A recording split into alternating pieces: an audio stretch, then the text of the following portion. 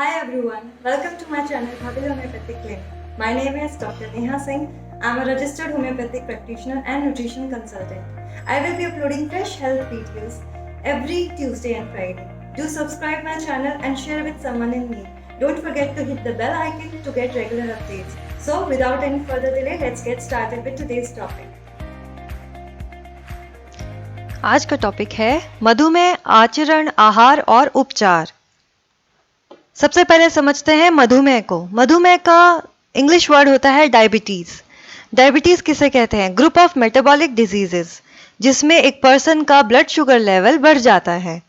एक हार्मोन का नाम होता है इंसुलिन जो हमारे पैनक्रियास से में बनता है। इंसुलिन हार्मोन हमारे ब्लड के ग्लूकोज को हमारी सेल्स में ले जा करके एनर्जी कंज्यूम करवाता है।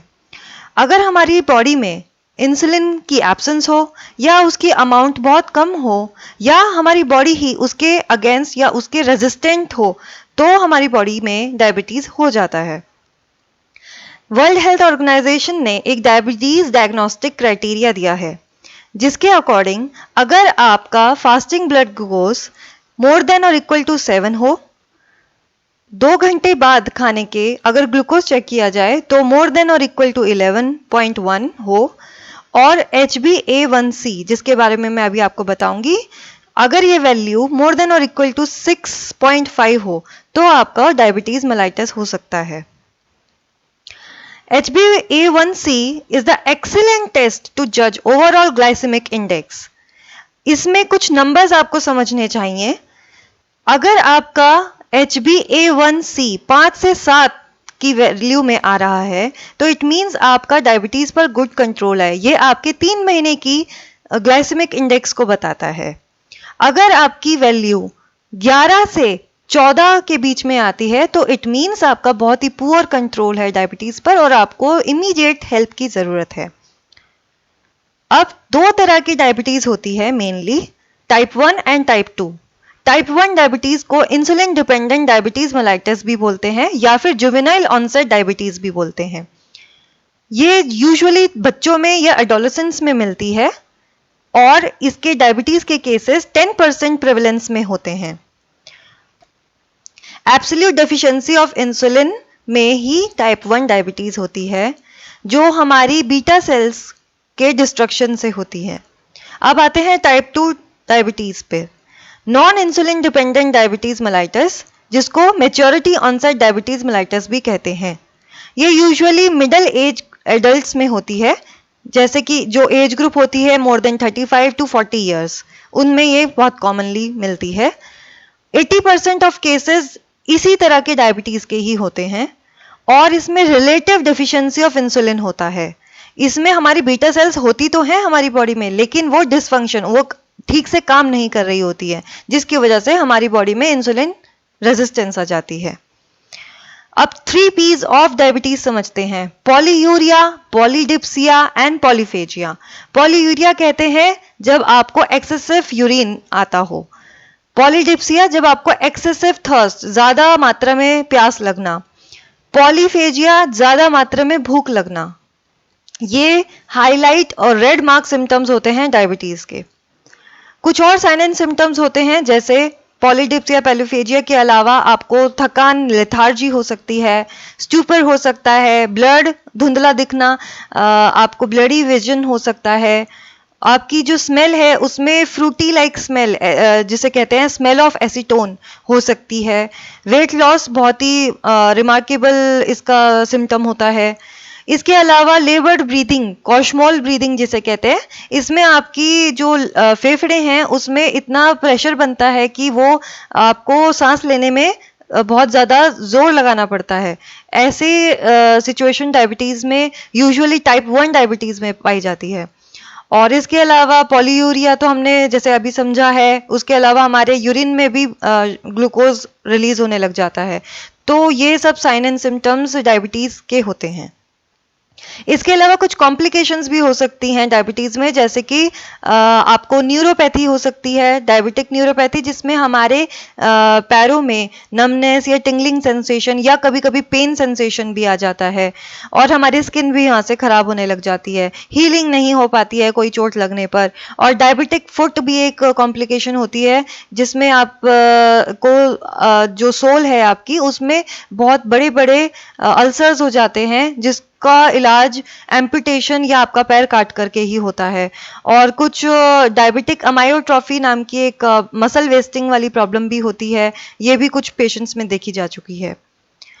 डायबिटीज़ एक लाइफस्टाइल डिसऑर्डर है। अगर आप अपने लाइफस्टाइल में, अपने डाइट में कुछ चेंजेस करेंगे तो आपकी डायबिटीज़ कंट्रोल में आ सकती है। जैसे कि आप अर्ली मॉर्निंग में अगर टी लेने के शौक रखते हैं तो टी या चाय विदाउट शुगर लें, और उसके साथ नमकीन, बिस्किट, पापड़ वगैरह लेने की बजाय अगर आप नट्स लें तो वो ज़्यादा हेल्दी होगा।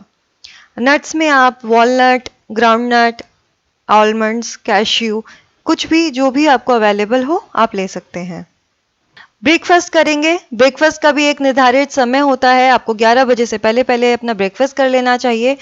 इसमें आप हेल्दी ऑप्शंस चूज कर सकते हैं, जैसे कि 1 कप मिल्क या एक बड़ा कटोरी कर्ड, दही, या फिर हाई प्रोटीन और हाई फाइबर स्प्राउट्स जिसे हम कहते हैं वो आप ले सकते हैं। दलिया, ओट्स, बेसन का चीला, दाल का चीला, ओट का चीला, ये सब ऑप्शंस आप अपनी डायबिटिक डाइट प्लान में इंक्लूड कर सकते हैं। लंच और डिनर की जो प्लेट है उसको बहुत ही एक तरीका है, उसी के अकॉर्डिंग ही लगा करके खाएं। आपकी प्लेट को हाफ पोर्शन आपने सिर्फ और सिर्फ वेजिटेबल से भरना है, या तो आप रॉ सैलेड ले सकते हैं या स्टीम्ड वेजिटेबल्स या सॉटेड या सब कुछ एक साथ, लेकिन आपकी हाफ प्लेट सिर्फ वेजिटेबल्स, नॉन स्टार्ची वेजिटेबल्स से भरी हुई होनी चाहिए। देन बाकी का 1/4 हिस्सा आपकी प्रोटीन से भरा होना चाहिए, जिसमें आप दाल, चना, राजमा, छोले, पनीर, अगर आप नॉन वेजिटेरियन हैं तो आप फिश और मीट भी ले सकते हैं। अपनी प्लेट का आखिरी 1/4 हिस्सा हाई फाइबर या रस्सेदार फाइबर से भरें। 1 रोटी, आधा कप राइस, दलिया या ओट्स आप ले सकते हैं। स्नैक्स, हमें जैसा बताया जाता है कि डायबिटीज़ के पेशेंट्स को हर 2 घंटे में कुछ ना कुछ खाना चाहिए, तो ऐसा नहीं है कि वो कुछ ना कुछ भी अनहेल्दी हो, उसको भी आप हेल्दी ऑप्शंस चूज़ कर सकते हैं। जैसे कि आप 1 कप कटा हुआ मौसमी फल ले सकते हैं, अंकुरित मूंग दाल ले सकते हैं, सब्जियों का सूप पी सकते हैं, या फिर 50 ग्राम भुने हुए चने एक दिन के लिए काफ़ी हैं। जैसे कि कुछ वर्ड्स होते हैं, sugar free, fat free, high fibre, diabetes friendly, diet friendly, ऐसे कुछ हमारे जो प्रोडक्ट्स मार्केट में मिलते हैं उन पे प्रिंटेड होता है, जिसको देख करके हम एज अ कस्टमर हम उसे खरीदने के लिए रेडी हो जाते हैं। लेकिन ये सब मार्केटिंग गिमिक्स हैं, ये आपको इन वर्ड्स से बिल्कुल भी इन्फ्लुएंस नहीं होना है जो भी मार्केट में चल रहा है। आपको सिर्फ फ्रेश एंड हेल्दी चॉइसेस रखनी है अपनी डाइट में, जो सीजनल और लोकल फ्रूट्स एंड वेजिटेबल्स हों, जो आपके 100 किलोमीटर्स के एरिया में ही उगाए जाते हों, वही आपके लिए बेस्ट रहेंगे, क्योंकि आपकी बॉडी उसी के अकॉर्डिंग एडजस्ट कर पाएगी। एंड मोस्ट इम्पॉर्टेंटली आपको अपना पोर्शन साइज देखना है।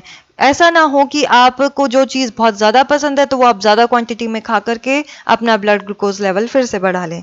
तो you have to train your brain to watch your portion size. जब भी हमारे क्लिनिक पर बहुत सारे पेशेंट्स डायबिटीज़ के आते हैं तो उनके काफ़ी सारे डाउट्स होते हैं कि हम क्या खाएं, क्या नहीं खाएं, क्या कम खाएं और क्या ज़्यादा खा सकते हैं। तो उसी को समझते हुए हमने एक चार्ट बनाया है जो हमारे पेशेंट्स को हम देते हैं एट द टाइम जब उनका रूटीन चेकअप होता है और उनको हम ट्रीटमेंट दे रहे होते हैं डायबिटीज़ का। काफ़ी मिथ्स हैं फ्रूट्स एंड स्नैक्स को लेकर के कि ये केला नहीं खाना, अंगूर नहीं खाना, आम नहीं खा सकते हैं डायबिटीज़ के पेशेंट। ऐसा नहीं है।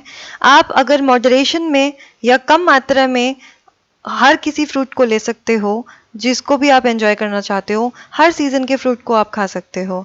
आधा केला ले सकते हो, 10 से 15 अंगूर ले सकते हो, आधा कटोरी लीची भी खा सकते हो, और आम का एक स्लाइस काफ़ी होता है, एक छोटा चीकू ले सकते हो। बाहर का खाना भी खा सकते हो कभी कभी जा कर के, जैसे मंथ में एक बार आप बाहर का खाना खा सकते हो, और उसमें भी अगर आप हेल्दी चॉइसेस रखोगे तो आपको नुकसान कम देगा। कुछ सब्जियां हैं जो डायबिटीज़ के पेशेंट्स के लिए बहुत अच्छी मानी जाती हैं। वर्ल्ड हेल्थ ऑर्गेनाइजेशन ने सहजन, जिसको इंग्लिश में मोरिंगा या ड्रमस्टिक्स भी कहा जाता है, उसे बेस्ट बताया है डायबिटीज़ के पेशेंट्स के लिए। करेला में भी इंसुलिन लाइक सब्सटेंस होता है, तो करेले का सेवन भी ज़्यादा करें।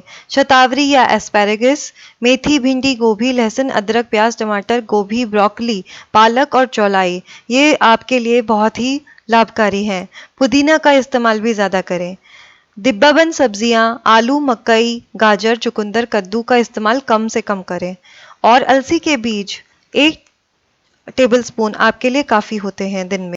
डायबिटीज़ एक ऐसी बीमारी है जो लाइफस्टाइल से ही होती है। अगर आप अपना लाइफस्टाइल और अपना बिहेवियर चेंज कर लें, तो आपको डायबिटीज़ कंट्रोल करने में कोई दिक्कत नहीं होगी। हर 2 घंटे में मील खाने के लिए या छोटा-छोटा कुछ भी स्नैक्स खाने के लिए डॉक्टर्स आपको रिकमेंड करते हैं। इसके अलावा आपको अगर डायबिटीज़ को बीट करना है, तो आपको BEAT ध्यान रखना है। Be physically active, eat a healthy diet, ABCs, know and control your blood pressure, cholesterol and your smoking, and take your medications on time. अब बात करते हैं interesting topic tip of the clip का। हमेशा अपने फ्रूट्स को snacks की तरह खाएं बिफोर मील्स, कभी मील्स के साथ नहीं खाएं। आपको एक टिप मैं देती हूँ कि आप अपने फ्रेशली कट फ्रूट्स को दही में मिलाकर कुछ नट्स डाल करके फ्लेवरफुल डेजर्ट की तरह खा सकते हैं। और अपने कटे हुए फ्रूट्स को अगर आप रेफ्रिजरेट नहीं कर रहे हैं, तो विद इन 15 to 20 मिनट्स ही उसे खा लें। रखे हुए कट एंड फ्रूट्स आपको उतना न्यूट्रिएंट नहीं देंगे या फिर उसमें इन्फेक्शन भी लग सकता है।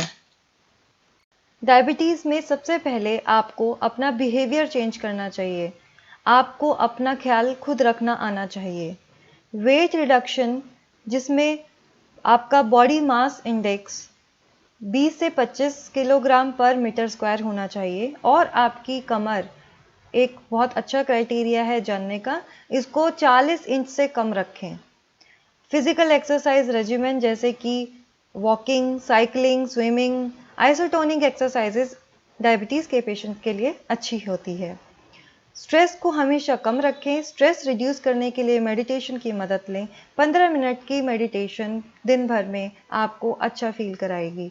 मेडिकेशंस जो एलोपैथिक सिस्टम है, वो ओरल एंटी डायबिटिक मेडिसिन देते हैं, जैसे मेटफॉर्मिन, या फिर इंसुलिन का regiment through out the life use करना पड़ता है। लेकिन हम बात करेंगे एकदम सेफ, क्यूरेटिव, जेंटल होम्योपैथी की। इसमें no life long medicinal regiment is required. Easy to use है। हर एक पेशेंट के लिए अलग अलग दवा होती है और अलग इंडिविजुअलाइज्ड केस स्टडी होती है। और आप अगर एलोपैथिक मेडिसिन शुरू कर चुके हैं, तो अपने होम्योपैथिक फिजिशियन को कंसल्ट करके आप अपनी होम्योपैथी पर आकर के और एलोपैथिक मेडिसिन को टेपर ऑफ भी कर सकते हैं। धीरे धीरे आपकी एलोपैथिक मेडिसिन कम हो जाएगी और होम्योपैथी का पूरा इलाज हो जाने के बाद सारी दवाइयाँ आपकी बंद हो जाएगी। इसके कोई साइड इफ़ेक्ट्स होते ही नहीं हैं और कोई कॉम्प्लिकेशंस का रिस्क भी नहीं होता। होम्योपैथी में कुछ हाईली इफेक्टिव होम्योपैथिक मेडिसिन जो देता है हमारा लिटरेचर, वो है syzygium jambolanum tincture, acid phos tincture, cephalandra indica tincture, gymnema sylvestre tincture, abroma augusta tincture, helonias dioica. Thank you for watching this video. Please like, subscribe and do share with someone in need.